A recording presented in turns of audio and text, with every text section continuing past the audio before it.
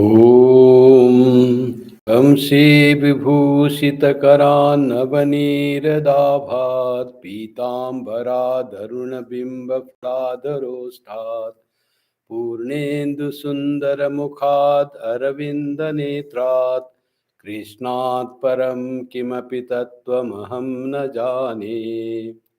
ॐ श्रीकृष्णाय नमः। Today's scripture class is on the Uddhava Gita.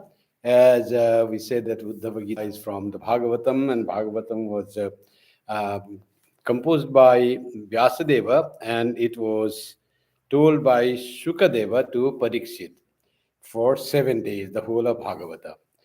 Uh, that portion of Bhagavata, in which the Krishna's teachings come, last teachings of Krishna, that is Uddhava Gita. Krishna teaches this to Uddhava, the great devotee of Lord. Before the Uddhava's question answer come, real Uddhava's comes in the picture. There is Shuka is telling to how these gods all came. The Shuka describes that Krishna during his last before he left the world, his lila as Krishna lila, the Ishvara lila, Nara lila. The gods come from heaven and they all come to Dwaraka, the golden city, and they see Krishna, from whom it is very difficult to even take away the eyes. So the more you look, the more you feel not satisfied. So that is the beauty and charm of even the gods. All this Shiva and Brahma both came to see Krishna, and with all types of God, right from Indra, Agni, Varuna, Ashwins, all those came. Gandharvas, Kinnaras, Apsaras, Rishis, all this came to Sri Krishna. And then God started praying Sri Krishna. This. Before Uddhava comes, Uddhava will come in verse 42. Before it comes, now Shukadeva is describing what God said to Sri Krishna. The praise of the glory of God, glory of Sri Krishna being told by God. This is a few preliminary before until 41, it will be like that. So, last time we heard that in verse 7 that people as those who are mumukshu, who want to be free from the bondage of karma, uh, they bow down to your lotus feet. We are also bowing down to your lotus feet. The glory being said, what is the lotus feet of Lord? So it is all about the description of feet. Surprisingly, when the devotion comes, it's more about Guru Rangri Padme Manaschenna Lagnam Tata Kim Tata Kim Tata Kim Tata Kim. Sri Krishna wrote in Gurvastakam. You have got everything, all success, all glories in life, all achievement, wealth, comfort, name, fame. But if your mind has not been given to worship of Guru's feet, your mind is not attached to Guru's feet. Guru Rangri Lagne Manas Chenna Lagnam. Tata Kim, Tata Kim. Then what is the use of life? You have achieved everything, but you have had not developed a love for the lotus feet of Guru. For Guru doesn't say for the lotus feet of Guru. This lotus feet is the term where complete surrender is denoted. You are at when you when you see the feet of the person, feet are at the ground. So you have to be at the ground level. You have to be at the very basic level, and so much surrender and feel so humble. Then you worship feet. Otherwise, you worship head standing. You are standing still. So you are on the ground. You are prostrated. You are flat, and then you worship the feet of Guru or feet of God. So when you say love for good feet means the love for the ideal that person stands. But expression is about the lotus feet of God. So that's what God said. Lord, to thy lotus feet, which those seeking liberation from the strong message of work binds. So that's why mesh, like the network binds. If net is thrown on you, you cannot move. Like that, the work is the mesh which binds us with the karma. Fervently meditate upon within the heart. To the lotus feet they meditate upon to go beyond the karma, from freedom from the message of karma, they meditate within their heart on the lotus feet of Lord. To that such lotus feet, we the gods bow with our with how do we bow? Not with only head, but with buddhi, organs, vital powers, manas, and speech. Totally and fully we surrender to thy lotus feet. That we read last time, verse 7. Now, the same glory being described in these verses, how in different words the Deva, the gods, are explaining to Sri Krishna. So let's see verse 8. Tvam mayaya trigunayaatmani durvibhavyam vyaktam srijasi avasi lumpasi tad gunastha naiter bhavan ajitakar abhirajyate vai yat swe sukhe vyavahite bhirato navadya. So, Lord, O thou invincible one, the gods are saying, you are the invincible one. Nobody can conquer you. You are the all powerful Lord. So you are the supreme being. There is no one is more powerful than you. O thou invincible one.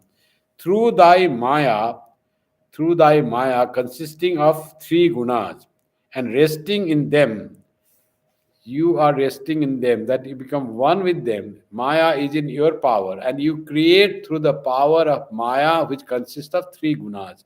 What are the three gunas of the Maya?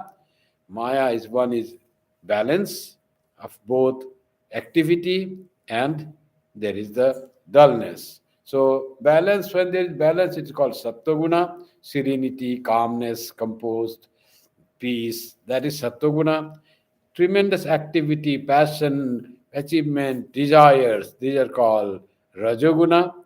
And lethargy, dullness, not understanding, sleepiness, laziness, all that is called Tamoguna. These three gunas are the qualities of Maya. Maya means this creation. This with the power of three gunas of Maya, God creates. That's why in everything that is created, all these three gunas are there in lesser or greater degree. All these three will be there. There will be the activity, there will be the resting need for the rest, and also there is the balance between these two extremes, rest and activity. So this balance is called Sattva, activity is called Rajoguna, and rest is called Tamoguna. No work, nothing, you are quiet.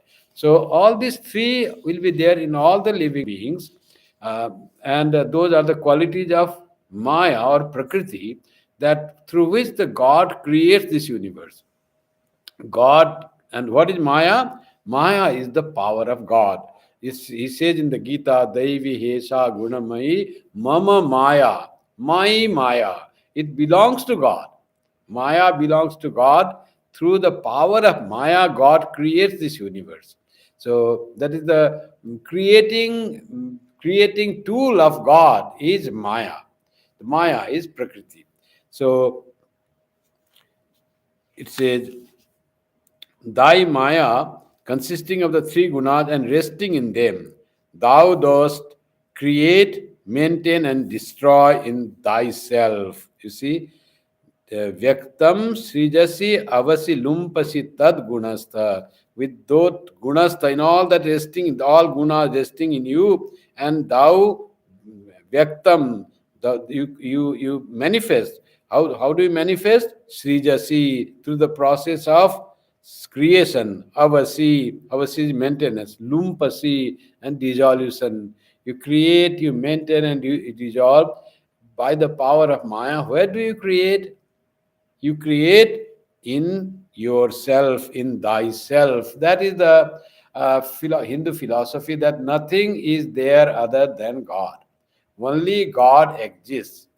That God, which always remains and which is infinite, that God creates. So where will He create? He will create within Himself. So God, there is nothing other than God. Then the God is here and there is other than God. He creates here. It doesn't happen. There is no creating ground. Creating ground is God Himself. God creates within Himself. That's why Rishi says you create with the power of Maya, consisting of three gunas, within yourself. By having that power resting in that Maya, you create with that Maya, and create, and then maintain, and then absorb or destroy again back. This created thing, when absorbed back, we call it destruction. So you absorb that, and you absorb within yourself, and you create within yourself. So it is all within God. Nothing is there that is not God. Beautiful concept of this Maya. Maya, often people say it's an illusion. It is just God makes you. It is like it's a trap. So the bhaktas will say, no, no, Maya is not trap. Maya is the power of God. God manifests through Maya. Maya should be worshipped as divine. And Sri Ramakrishna also said, you pray to Maya Shakti and say that, reveal me the reality, reveal me the face of God. You are hiding, you are just veiling it. So can you just be aside, and I can see the face of God? Like that, pray to Maya. Only then you can reach beyond Maya. By trying to cut asunder the Maya and with your power, you will not be able to do. It will be very difficult, because it is Daivi, it is divine, it is God's Maya. So your strength will not match the strength of God. Maya, Shakti. She is very, very powerful. She is God's power. Only when Maya or Shakti, Mahamaya become pleased with you, with your prayer, and this is, just go and see the truth. When she steps aside, you go beyond time, space, and causation. Otherwise, you are always in time, space, and causation. That is the view of the bhaktas, that you have to surrender to Maya to see God. So here it says God creates with the power of Maya. नैतेर भवान अजित कर्म विरज्यते वै यस्वे सुखे अव्यविते अविरतो anavadya. So what type of this Maya? Destroying thyself and this unthinkable universe. Universe means this creation of Maya is unthinkable. But these activities do not touch thee. You create with Maya, you rest in Maya. Maya is in your hand, but Maya does not affect you. You are free from ignorance. Maya is also called avidya or ignorance. Maya, ignorance is in you, but you are untouched by the ignorance. You are full of knowledge. Sri Ramakrishna gives nice example. Otherwise, how will you say Maya is within you and yet you are not touched by Maya? How we have something and yet you are not affected by that? And Sri Ramakrishna gives the example of poisonous snake. And he says, snake has poison. When it bites someone, the poison enters that being. But poison itself doesn't harm the snake. Snake is not affected by the poison, though it has poison with itself. Like that is Maya with God. With Maya, it will create, preserve, and destroy, but it will do so much activity, but it remains unaffected by the power of Maya. All is though within God, inside God, but God is not affected by the Maya. Do not touch thee, for thou art unimpeachable. You cannot question any work of God, unimpeachable. There can be no criticism. Being immersed in the unobstructed bliss of the self. Why God becomes impeachable? Because he is always immersed in the bliss of the self. When there is bliss of the self, which is the purest form, this Ananda, Satchid Ananda. Even when we are in the form of joy, even this troubling things don't trouble us so much. When we are in little happiness of the world, something we are very happy, then little you don't mind the minor things. Someone breaks your glass, someone does something that doesn't listen to you, someone says, oh, someone was criticizing you. You don't mind because you are in a very high state of your mind. You are in a very happy state of mind. And when one is in the state of bliss of the knowledge of the self, then nothing of the world really matters to that. Everything is blissful in that state of that Atmananda. When you are in the Ananda, bliss of the self, God also remains untouched by anything of the Maya because He is always immersed in the unobstructed bliss of the self. That is always there. So this bliss of the self, knowledge of the self, Atmananda, Atma Jnana, will protect us from the evil powers of Maya, the binding powers of Maya. When we have that, then Maya does not bind us. We may be in the Maya. That is the state of Jivan Mukta. You deal with the Maya, you deal with the people, work, you try to do good to others, you have little difficulties also. This Maya will throw. When you are in the Maya, as Sri Ramakrishna said, you are in a freshly painted room, black painted, and a small room, and you want not to be somehow if you move around, you will be stained somewhere. The black paint will touch you. So like that is Maya. It will touch us, though we may try to save ourselves from it. But for the Jivan Mukta, who have realized the self, who will dwell in the bliss of the self, for them this Maya does not touch at all. Like the water wets all leaves, and you see the in a rainy season how leaves all get wetted. But water cannot wet one particular kind of leaf.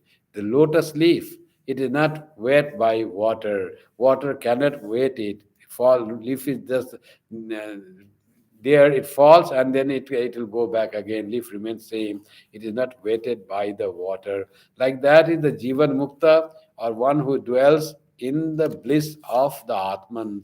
And God is always unobstructedly, He dwells in the bliss of the Atman. He knows Himself always, never forgets Himself.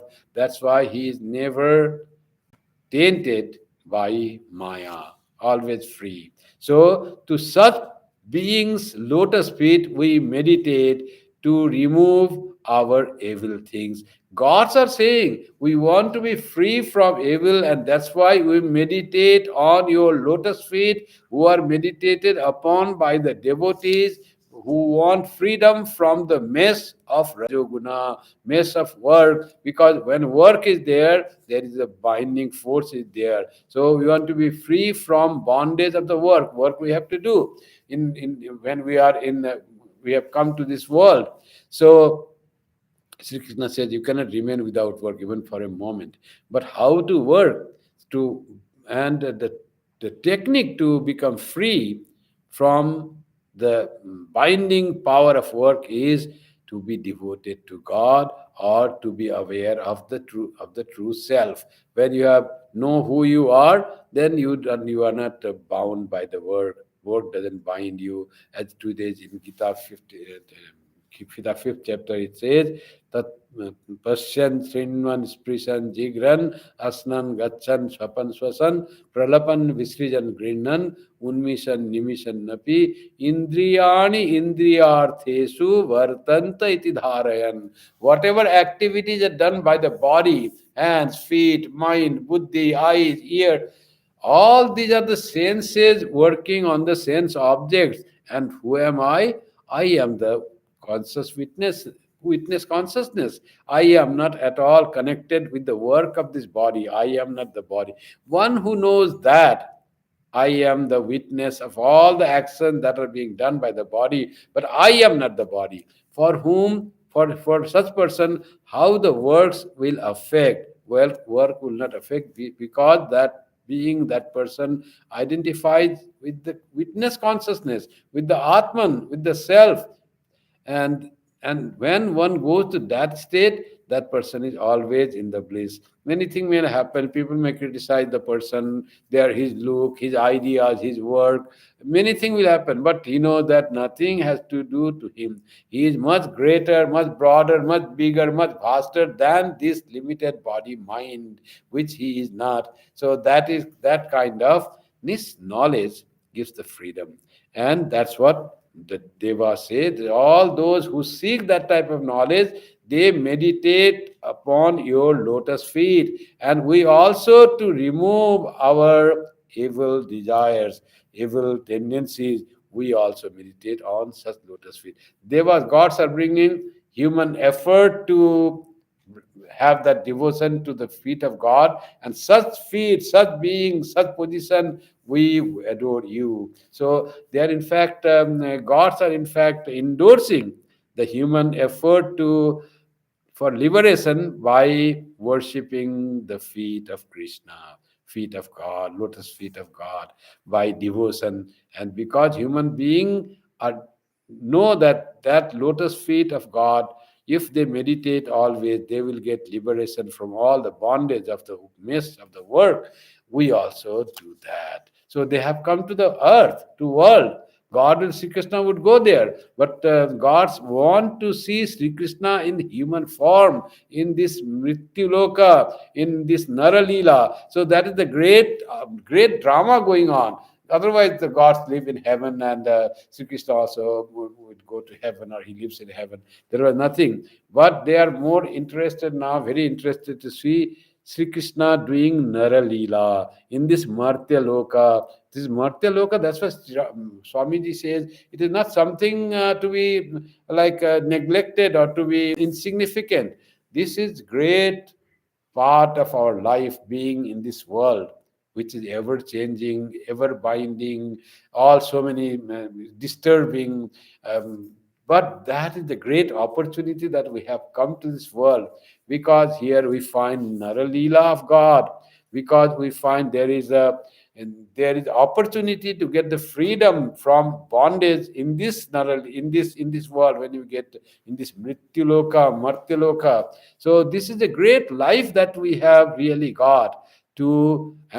We have the power to be liberated. Swami Vivekananda would say, only the mukti is possible only in the Martyaloka, in the human life. Otherwise, you go to Kinnara and Gandharva, there is no mukti. To attain mukti, they will have to be born again as human being and do the sadhana, and then only they can have mukti. They are higher beings, but they are higher beings with lot of power over the earth, like air or Agni Devata or Vayu Devata or Yama Devata. All those may have the power, but to become free from ignorance, to have the Brahma Jnana, they will have to be born again as the human being, do the sadhana, love of God or Atma Jnana or Karma Yoga, whatever they do, and then only they will be freed from the bondage of duality. They live in duality. The gods, all gods will live in duality. So here, maybe we were gods in our previous life. Who knows? We were like Indra or Agni or Varuna, but we have been promoted. We have got this opportunity to be born as a human being to get the liberation. If we don't get liberation, we will lose a great opportunity. Mahati vinasti. The great opportunity is lost if you do not try. Being born as a human being, you do not try it for the liberation of the soul, freedom from the bondage of ignorance. If you do not do, that's why gods are praising Sri Krishna here. Now let's go to next verse. Shuddhir nirnam tu शुद्धिर निर्णाम न तो तथेड्य दुराशयानाम विद्या श्रुताध्ययन दान तप क्रिया भी सत्वात्मनाम ऋषभ ते यशसी प्रवृद्ध श्रद्धया श्रवण संभृतया यथा स्यात्. O adorable one, they address Sri Krishna, God's address. O supreme, mental worship, what are the things that people can do to realize God, to have spiritual perfection?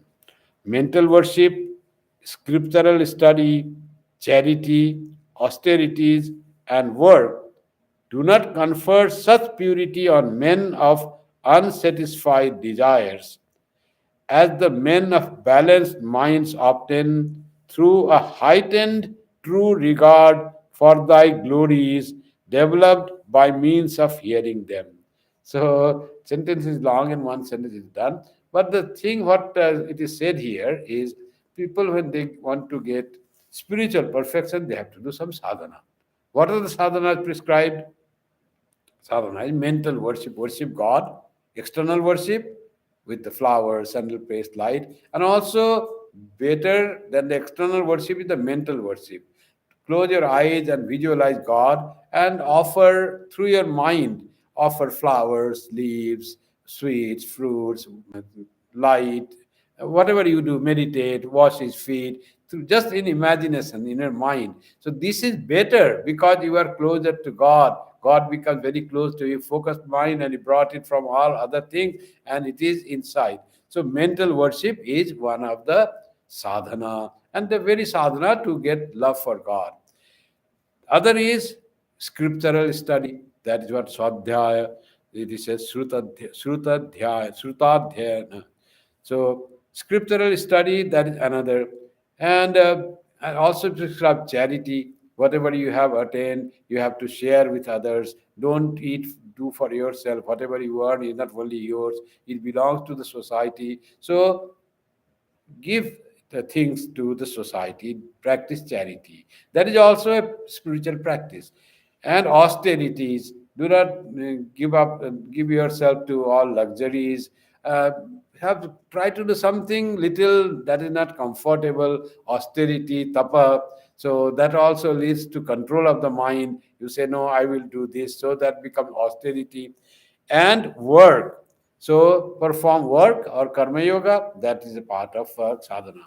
But these are do not confer such purity on men of unsatisfied desires. That's what the men we are. If our all desires are satisfied, we become spiritually enlightened. Holy Mother says, the nirvasana holy mukti. If we are free from desires, no desires left, all desires satisfied or gone, then you are already liberated. So we all have unsatisfied desires. So men for attaining spiritual perfection will practice these sadhanas. Who would practice? Those who have unsatisfied desires still there. So, better than those are the people, are the men of balanced minds. They know what is needed. So, balanced minds, they often through heightened true regard for thy glories. Another sadhana is said here. You don't have to do so many sadhanas. If we can do the high true regard for thy glories developed by means of hearing them. God's glories you hear, and then you enjoy the glory of God. Total devotion. But to attain that devotion, one has to go through all the sadhana. Though it is said, compare two types of human being. One, they dwell on the glory of God and rejoice in that heightened glory of God, and they purify themselves. They have already attained the balance of the mind. Equanimity has been attained. If equanimity is attained, then you have already progressed so much. And when you such person hear the glory of God, that glory of God, they rejoice, and that becomes sadhana for them. After doing all that, when you have attained equanimity, what you need to do? You don't go and sleep. You dwell in God. How to dwell in God? This Leela, Nara Leela, this glories of God. So that is very wonderful thing that we do when people um, are having sadhana and they start enjoying. That is a sign of spiritual progress. Definitely, you enjoy talks about God. You enjoy the glory of God. You want to think of your Ishta as a glorious being, pure being, blissful being. Just thinking of your Ishta will give you so much of bliss that your bondage is loosened. That what how do you know bondage is loosened, or this binding things bonds are loosened? Because you are not affected by the world. By the maya loses its power to affect bind you, because you are in the bliss of your chosen ideal. You dwell in the chosen ideal, the glory, the talk, the conception of feeling the presence of God. So all that makes you so strong that this Maya loses power to bind you. So the world does not act you upon so much that you start reacting to the world. And world's action becomes, you become immune to the actions of the world. You, as if you have taken the vaccine. What is that vaccine? dwelling in the glory of God and rejoicing in the thought of God, in listening in the talks of God, always being associated with God. That is the vaccine that will make you immune from the binding effect, disturbing effect, frustrating effect of the world. World frustrates, it disturbs, it ruffles. But when you are with God, then you become immune to such things. That's why it says, by the power of hearing the glories of God, they become better than those who try to practice sadhana of dana and charity and austerity and scriptural study and mental worship. These are not to be thrown away. These are very important. But the people who have done that and have attained equanimity, which is called where it is called balanced minds, for them the hearing of glory of God, that is very joyful, and that is more rewarding. So that's what the gods are praising Sri Krishna. श्यान्नस्तवांग्रि शुभ अशुभाशय धूमकेतु क्षेमाय यो मुनिविरार्द हृदोत्यमान यसात्वतै समविभूतय आत्मवद्भिः व्यूहेर्चितः सवनस स्वरति क्रमाय. May thy feet be the fire to consume our evil desires. Gods are saying evil desires because they dwell in duality. Duality has something evil. God, where we know from the stories of the Upanishad, God sometimes become proud, sometimes they indulge in all luxury, sometimes there is evil, something is there. So what they do, may thy feet be the fire to consume our evil desires. So they are comparing the feet of God, lotus feet of God, as fire, purifying agent. They will purify us from our evil desires. It's not the human being saying, it's not the Sukadeva saying. It is Sukadeva is referring to God's prayer to Sri Krishna, who have come from heaven to have a darshan of Sri Krishna. And they are saying, may thy feet be the fire to consume our evil desires. The feet which now they say that is the prayer. What type of feet?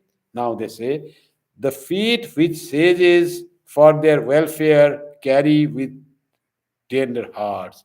So they all think of the lotus feet of God, the position of God, and they always carry wherever they go. So tender hearts, the God, the Rishi's heart through their meditation has become very tender, very soft. And Tulsi Das says at one place, comparing the heart of the holy person and the butter. So butter is very soft. Getting a little heat, it melts.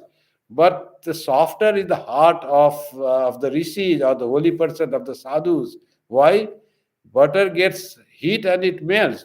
But only hearing about the heat or the difficulties of others, the heart of the rishis melt. So those hearts are so tender. Why they are so tender? Because they carry the lotus feet of God. Lotus feet here is Sri Krishna. So lotus feet rishis always they carry their heart. They carry one is praying to the heart of feet of Sri Krishna, comparing it with the fire to consume our evil tendencies or evil desires. Gods are saying you made with the fire to because the thought of lotus feet, meditation on the lotus feet itself will purify you and will clear you of your impure thinking, impure thoughts, impure desires. So it's like the fire consuming the thing that is put into it, poured into it, like that it will consume our evil desires or impure thoughts. That's how it's compared with the fire. Example given, your heart, your lotus feet are always in the tender heart of the rishis. What is the next thing? Other also are there, which are worshipped by the devotees in diverse form for attaining equal glories. So that is one kind of mukti that here it says about this mukti, equal glory. So according to dualists, The salvation or liberation is of five kinds. One is called Salokya, Salokya, Samipya, Sarupya, Sarsti, and Sayujya. So, what are the five kinds? When the devotee gets mukti, five kinds, five grades of mukti. The first mukti will be Salokya. He will go after death to the same plane, same planet where his Ishta belongs. Vaikuntha, Ramakrishna Loka, whatever is the Loka, Goloka, like that, Shiva Loka, like that, wherever the God is there, their Ishta is there the devotee goes. He dwells in the same plane, same planet, same place. So it's called Sa Loka, in the same Loka. Then what is Samipya? He goes closer to God. Maybe in the Loka is big. So he is in one corner of the Loka. God dwells in that Loka, but he is not able to go closer to God. So the Samipya will be closer to God. He is now, he can see God from far. That's greater mukti. And there is Sarupya. Sarupya is, so he looks like God. He starts being seen like God. He gets the same form like God. His mind becomes like the mind of God, untouched by the evil, untouched by the anything. He becomes so powerful. That's called Sarupya Mukti. Vaishnava tradition, he will have the same form like God. He will not be God, but same form like God. So that is Sarupya. There is the fourth mukti called Sarsti. What is Sarsti? Sarsti, attaining equal glories. He will not only have the same form, but will have same glories like God. Still, he is not God though. But he has the same glories like God. Maybe his body will be shining. Maybe he will have some power. So glories will be like God. It's called Sarsti. And what is the fifth and the last and highest mukti according to dualists? It is Sayujya. So, Salokya, Samipya, Sarupya, Sarsti, and Sayujya. Sayujya means getting united. You become one with God. There is no separate existence from God. There is not even the only glory of God with you. You look like God, you have the glory of God. Not only that, but you become one with God. That mukti merging in the Brahman. You see, in the dualist also, there is a thought of merging itself in the Brahman. That's why Sri Krishna said, Vishate tadanantaram bhaktya mam abhijanati yavan yas chasmi tattvata tato mang tattvato gyatva vishate tadanantaram. He enters into me by knowing me truly, tattvata. That person enters into me. That is Sayujya Mukti, ultimate Mukti, becoming one with God, becoming one with Brahman, if in the Gyanis, but that type of the people, devotees in diverse form, they worship lotus feet of God to attain the sarsti or the mukti where they have the glory similar to God. It doesn't say about the sayujya mukti. Perhaps it's more, it becomes non-dual, it becomes one with God. Where is the duality then? But he goes up to that, the gods say up to that sarsti. Highest duality is there, but they not only dwell in the same loka, but they are not only closer to God, but they look like God, they have the same glory like God, only up to that. After that, entering God, then that is not described. And dualists won't want that entering and becoming one with God. They say, I don't want to become sugar, I want to taste sugar. Chini hote chai na, chini khete chai. I want to taste sugar. So they are the ultimate little distinction from God, but just like God. So enjoying and becoming, having the same bliss like God, but separate. Still, God is there. I am the devotee there. I look like God. I have the form like God. I have the same glory like God. I dwell in the same heaven as God. And I'm with God. But I am not in God. In God is Sayujya Mukti. So those who want Sarsti Mukti, they also worship thy lotus feet. So that lotus feet may free us from evil desires, God saying. And what the with thee, and by spiritually minded thrice a day with a view of transcending heaven. So, spiritually minded, they meditate on thy lotus feet thrice a day with a view to transcending heaven. It is being said about those of the Jnana yogis. They meditate upon the lotus feet of God, and they don't want to go heaven. Heaven dwelling in God, that is not there. They want to transcend heaven. It is not like attaining Salokya, Sarupya, like that thing, Samyukya, Sarupya, like that. They don't want to have that path at all. They want to merge in the Brahman. That they want to transcend heaven. Swami Vivekananda used to say, I want you to teach you how not to go to heaven, how to transcend, bypass heaven, not going, coming, all like that. Final liberation, knowledge, no remaining after that individuality after your ignorance has gone. So you are free from birth and death and have attained the goal of life. And that is what, not going to heaven. If you go to heaven, you will have to come. Kshine punne martelokam vishanti. From heaven, you have to come back to this world. So that also they do not want. So those who do not want to go to heaven, want final liberation, want to merge in the truth, what they do? They meditate on your lotus feet 3 times a day. That says the Devas. So they all do. This Sandhya is all done 3 thrice: morning, noon, and evening. The 3 times in the Sandhya, when people have a spiritual practice, repeating God's name, meditating on God. What do they meditate? The gods are saying they meditate on your lotus feet. So here all the glory of feet of God being said. So feet is so holy, and thinking of the lotus feet, Guru Rangri Padme Manas Chenna Lagnam Tatakim Tatakim. You have attained everything, but your mind is not dwelling on the lotus feet of God. Then what of that? Whatever you have attained, that is useless. That's what it is being said, the glory of the feet of God. Yaschintyate prayatapani bhiradhvaragnav traya nirukta vidhine sahavir grihitva adhyatma yoga uta yogi bhiratma mayam jignasubhi parama bhagavatai parishtaha. What gods are saying now?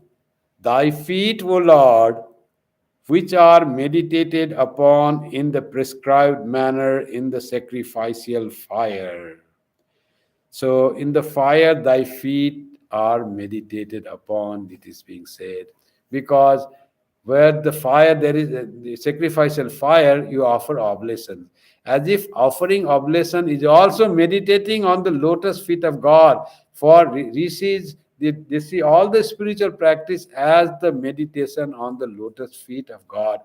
So this saying the feet of God, it goes beyond real that thinking of the feet only. So as if they are holding the feet in their both hands, that whatever oblation, and then offering to the fire, which is the like feet of God. So that's what it is said. Tas Vishnu Paramam Padam Sada Pashyanti Surya Diviva Chakshuratatam. So your feet, Padam is the loka, your dwelling place is like also Padam means feet. Pada and Pada, both are said of the feet. So here the feet will be described, translated like Tad Vishnu Paramam Padam. Your feet are the supreme dwelling place. Tad Vishnu Paramam Padam Sada Pashyanti Suraya Diviva Chakshuratatam. So, like the eye extended in the sky, like that, those who can have their eyes extended in the sky, they can see your lotus feet. Parampada, supreme lotus feet will be visible to them. Like that, Rishi says. So, here also, the gods are saying, Thy feet, O Lord, which are meditated upon in the prescribed manner in the sacrificial fire. They bring the fire rituals done by the Vedas. So here they also do not give up that. Everything, all types of spiritual practice are being described here, from yoga, dhyana, vichara, Dvaita Bhakti, all are being said, and now here is the fire worship of the Vedas, Karma Kanda, by priests taking oblation with folded palms. So they are what are they doing? They are which are meditated upon. They are meditating upon your feet. That is, they will offer that. So it is God's dwelling place. Where do they offer oblation in the fire? Because they know that fire represents God, and offering oblation to fire is offering to God. In our puja also, when we lit the fire, there is a time when they say, find your oneness with fire and the deity. So, and offer with Om Ai Swaha mantra 11 times, saying Om Ai Swaha. Try to feel oneness with fire, yourself, and God. So fire becomes God, fire becomes your own self, and find the unity in that. So here they take the oblation in both hands and they meditate on your lotus feet while they are offering the oblation, as if flower is being offered to the lotus feet of the deity of God. Similarly, they are offering oblation to the fire in the same manner. So, gods are visualizing everything as the lotus feet of Sri Krishna. This lotus feet is here represents everything. Rishis meditate on that lotus feet. The fire worshipper offer on that lotus feet. Everything is a lotus feet. May those lotus feet purify us. So that is what the lotus feet it means here. Lotus feet represents the ideal, the ideal. And thy feet, O Lord, which are meditated upon in the prescribed manner in the sacrificial fire by priests, taken oblations with the folded palms, and by yogis, desirous of knowing thy Maya through spiritual union, and which are worshipped all around by the highest devotees. Three kinds, okay? One is fire worshipper, another are the yogis who seek to go beyond Maya. They also worship thy lotus feet. They and yogis desirous of knowing thy Maya. Know thy Maya. Why yogis are so said to know Maya? Yogis want to unite with God, with reality. So, nature of Maya, that Maya is, when we know the nature of Maya, then Maya loses its power to bind, to sting, to make us, give us trouble. Suffering goes away. Sri Ramakrishna's story, you must be remembering that. He said once one person came impersonating with wearing the tiger skin and impersonating as the tiger, and he came to scare the kids. So tiger came, all they were running here and there. One of the kids says, "Oh, I know you are not tiger, you are that Hari." So when that was known, he is Hari, then he threw away this tiger skin covering and started laughing. Like that is Maya. When Maya is known its perspective, you are Maya, you can do nothing to me. You can have hold on this body, mind, etc. But nothing, I will be disturbed by you. Once one knows the nature of Maya, one becomes free from the power, binding power of Maya. That's why it said, those who yogi desirous of knowing thy Maya through spiritual union. And by knowing that, what is their goal? They want to have union with God, spiritual union with the reality. They also worship thy lotus feet. That desire to know Maya and get united with you is also described as worshipping the lotus feet of God here by the gods. And the third category, and which are worshipped all around by the highest devotees. Highest devotees are Brahmagyanis. Brahmagyanis, they worship all around, because Brahmagyanis, when they say Neti, Neti, Neti, and then Brahmagyana, then start going Vigyani, they become, and say Iti, Iti, Iti. Then say everything is that Brahman. What I see is all Brahman. Brahman manifested as this universe by the power of Brahman's Shakti or Maya. So this universe is not separate or different from the Brahman or the reality. Remember, Tudyananji said, before he passed away, he went Mahasamadhi, he said, Brahma Satya, Jagat Satya. The Jagat also is true. It is also God, but God manifested as Jagat. So Jagat Satya, there also he say, they see and which are worshipped all around by the highest devotees. So they worship all around, they worship everything, whole universe as manifestation of God, because Sarvam Khalu Idam Brahma. They worship everything is Brahman. They have realized that. They have become Vijnani. They also worship your lotus feet. That type of worship of universal God, seeing everything as divine, that is also worshipping the lotus feet of God. According to these gods, they are saying, we want to worship that lotus feet of yours. So these people, these sadhakas, they worship you in so many forms and so many ways. All is nothing but the worship of your lotus feet. And may those feet remove our evil desires, durashaya, like the dhumaketu, like the fire, may it remove all our desires. That is the prayer of God and the glory of Krishna, glory of God's, but the glory of Krishna, the supreme being that has been born as a human being, that the gods are saying. So we've completed today 11 verses. So let us see next verses still the preliminary, the glory of Sri Krishna. And if we are have purified ourselves, we will not say what is there. Uddhava's question not coming. Uddhava Gita name. Still Sri Krishna's feet are being said. But the devotees will enjoy the glory of God. That's what it said in the verse. They are strengthened by hearing the ultimate highest glories of God, and they purify themselves by hearing the highest glory of God. So glory of God is very purifying. It is enjoyable. It is Shruti, not only Madhura, it is Shruti Ananda we need to get, and that place in the glory of God. So that is highest glory is being accorded to the feet of Sri Krishna. So that's why the lotus feet become so important in the path of devotion. So feet is meditated upon.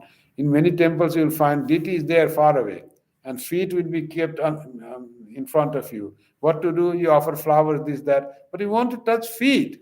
Whom do you touch? You touch the feet. So you cannot touch the deity is kept far away inside the sanctum sanctorum. But feet is some feet like a structure. You touch the feet and you feel that you are touching the feet of the deity. So feet is that much important. If you do not touch the feet of the deity, you think your worship has not been complete. Some offer water there, some offer flowers, some touch the feet, some do pranam, some touch with their forehead.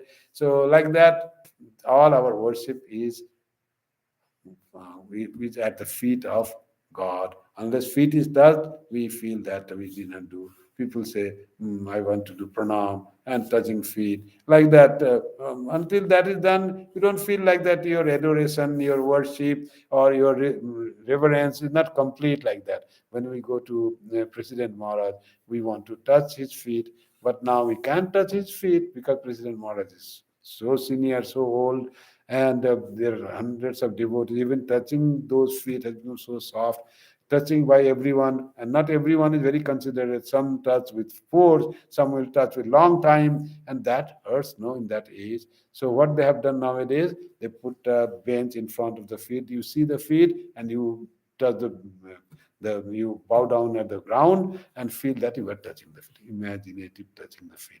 That also helps, that also purifies, because you think of the feet of adorable one. Guru is adorable, President Maharaj is adorable, Sri Ramakrishna is adorable. When we do pranam to Sri Ramakrishna, we should think that we are bowing down and touching the feet of Sri Ramakrishna. When you touch the ground, the just feet ground is there where the feet of God is there.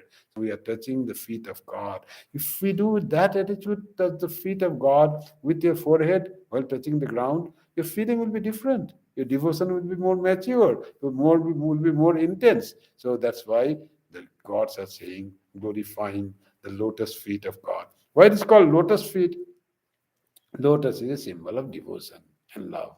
And seeing the lotus as you get, oh, it's for the offering to God. It is so much of full of love, so much beauty is there. So feet also you feel that way. That's why it is compared with the lotus, always a lotus feet. Not the shape wise, but the feeling wise. The feet becomes lotus feet, not the just a human feet or something. So it gives the word and this feeling, charana kamala, pada padma, all this gives the feeling of devotion, reverence, and it gives the glory to the personality whom we worship as our ishta. So that is what the Uddhava Gita is going to say. Before Sri Krishna starts, Uddhava asks question in verse 42 and Sri Krishna answer.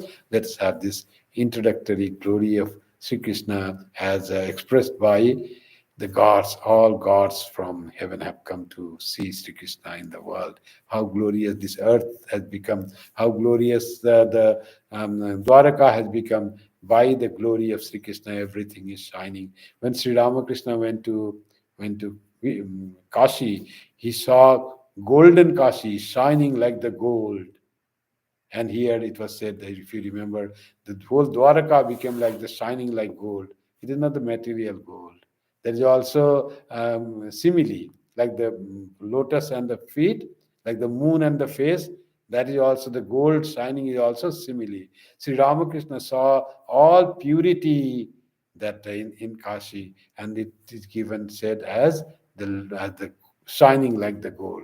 Purity so different from other places, so much spiritual condensation there. So Sri Ramakrishna just by look could understand that it is so pure, so different, so spiritual vibration for thousands of years, all condensed in that place called Varanasi, place called Dwaraka. Similar in Vrindavan, all the holy places are like that. Those who go to Kedarnath, Badrinath, or Gangotri, Yamunotri, they also feel what a glorious and pure place and feel something different. All seem to be unearthly. Kashi, Varanasi is said it is not in this earth, it is beyond this earth. It rests on the Trishula of Shiva. That means it is spiritually so heightened. There's so much spiritual current there, so it doesn't feel like earthly, worldly. Yet the spiritual current is there. We feel people feel those who have little catching power.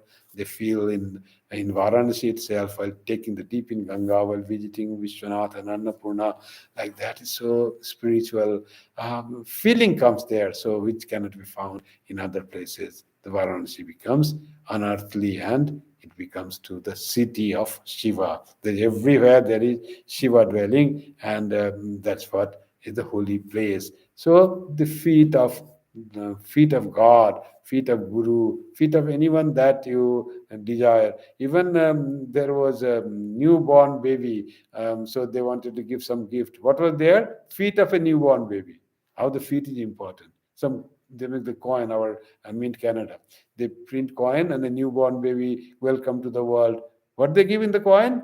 The print of the feet, of 2 feet of the baby. So feet is that important. Whole personality, whole thing is represented in feet. They don't do from the Vaishnavite point of view or devotee's point of view, but that's how the human feeling is. Human feeling is when you see a baby, where do you want to touch? Either your cheeks or you touch the feet. Look, small, tiny feet. So that is so valuable in the human personality, and of course, in adoration, love, the feet represents that. That's why the glory to the feet of God. Thank you very much. Now the closing chants. Om Shanti Shanti Shanti Hari Om Tat Sat Shri Ram Krishna Arpanamastu Jananim Saradam Devim Ramakrishnan Jagadgurum Padapadme Tayo Shritva Pranamami Muhurmu.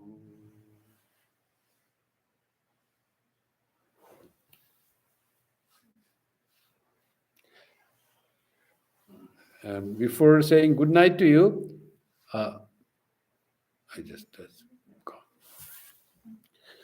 Just those who are here in person, for them, Sunday service, we have the guest speaker. If you have time, please come at 11 o'clock on Sunday, before 11. And the topic is religion in Japan, coexistence in harmony of Buddhism and Shintoism. It's not closed? But it went away. Good that it went away. So, good that it went away. How to so, good that it went away. How to so, good that it went away. How to so, good that it went away. How to so, good that it went away. How to so, good that it went away. How to so, good that it went away. I was doing that. I just went there and hit.